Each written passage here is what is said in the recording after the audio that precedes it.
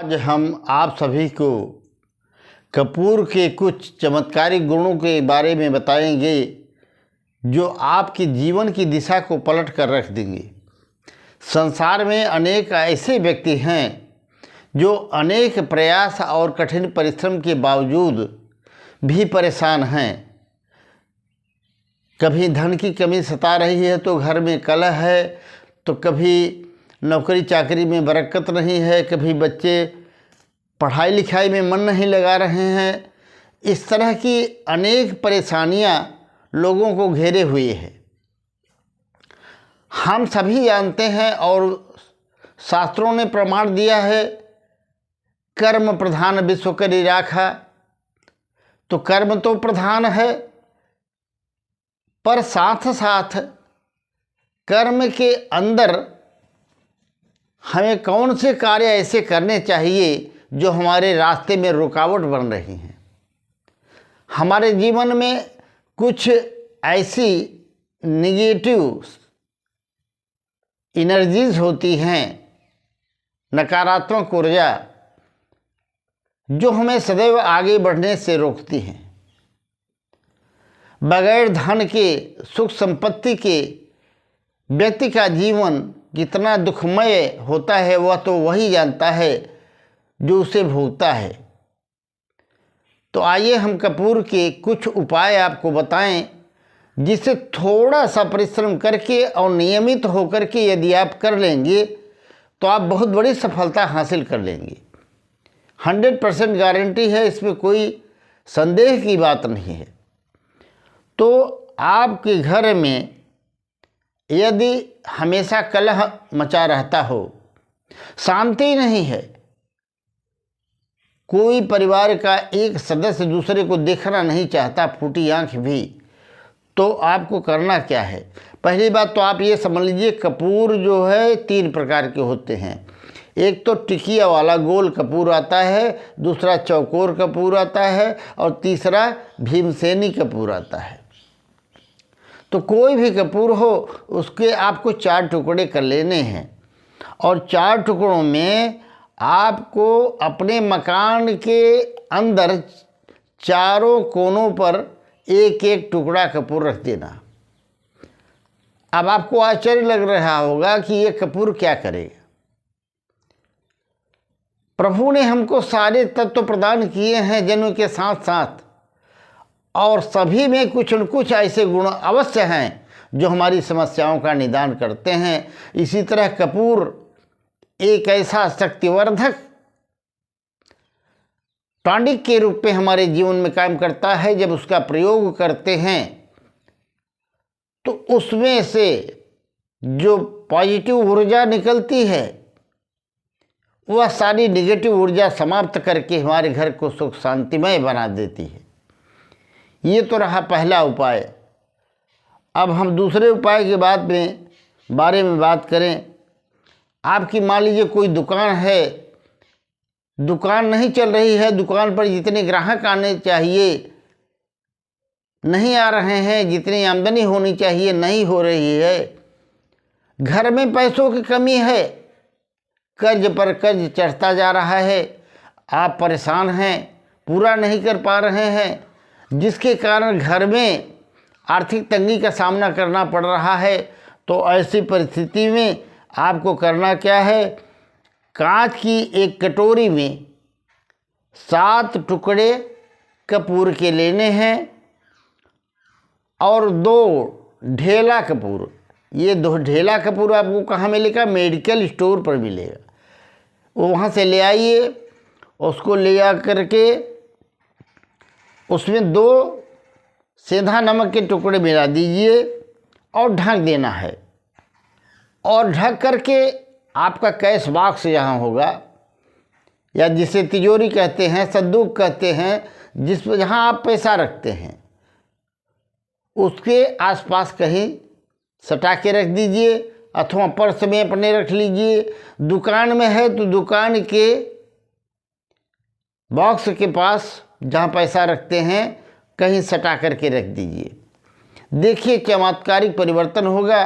कुछ ही दिनों में आपकी दुकान चल निकलेगी। आप खुद आश्चर्यचकित हो जाएंगे कि ये क्या हो गया, कैसे हो गया, कैसे रोडपति से करोड़पति आप हो गए। ये कपूर का चमत्कार है। इसमें कोई आप संशय न करिए कि कपूर में इतना चमत्कार कैसे हो सकता है। भगवान ने हर वस्तु में कुछ न कुछ खास गुण दिया है जो अपना कार्य करता है।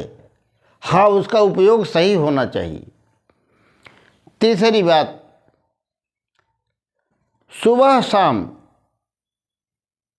आप अपने दरवाजे के जो चौखट होता है, मेन द्वार होता है, मेन गेट, उसके ठीक बाहर आपको कपूर की एक टिकिया जला देनी है, सुबह और शाम दोनों टाइम। इस बात का विशेष ख्याल रखें कि आप कभी भी अपने घर में अगरबत्ती और लोहबान का प्रयोग न करें। इससे हमारे देव नाराज होते हैं, वे इसे स्वीकार नहीं करते। ये आसुरी शक्तियों के लिए होता है, देवताओं के लिए नहीं। आपके घर में कभी भी धन की कोई कमी नहीं रहेगी। और चौथा है, अगर कभी कभी ऐसा भी होता है कि अपने ही घर में आदमी को डर लगने लगता है, कहते हैं घर का कोना काटने दौड़ता है। इस परिस्थिति में आप क्या करेंगे? घर अगर डर लगता है रोज, दोनों समय, सुबह और शाम, सुबह जब सूर्य उग रहे हों, जब शाम को सूर्य अस्त हो रहे हों, उस समय एक पीस कपूर घी में डुबो करके और उसको दीपक में जलाएं और पूरे घर में उसके धुएं को दिखाएं, प्रकाश को दिखाएं। सारी नेगेटिव ऊर्जा भाग जाएगी और घर में लक्ष्मी का वास होगा। अगला उपाय है, 2 कांच की कटोरी लेना है आपको और 2 कपूर, कांच की कटोरी में 2 कपूर डाल करके ढक देना है। और ढक करके करना क्या है, जब आपको घर में डर लग रहा हो तो ये दूसरा उपाय है। तो एक तो आप जहाँ स्नान करते हैं उस खिड़की पर रख देना है एक कटोरी में कपूर करके, और दूसरा जो आपका जो है जहाँ पे आप लैट्रिन करते हैं, बाथ बेसिन, उसमें लैट्रिन वाले खिड़की पर आपको रख देना है।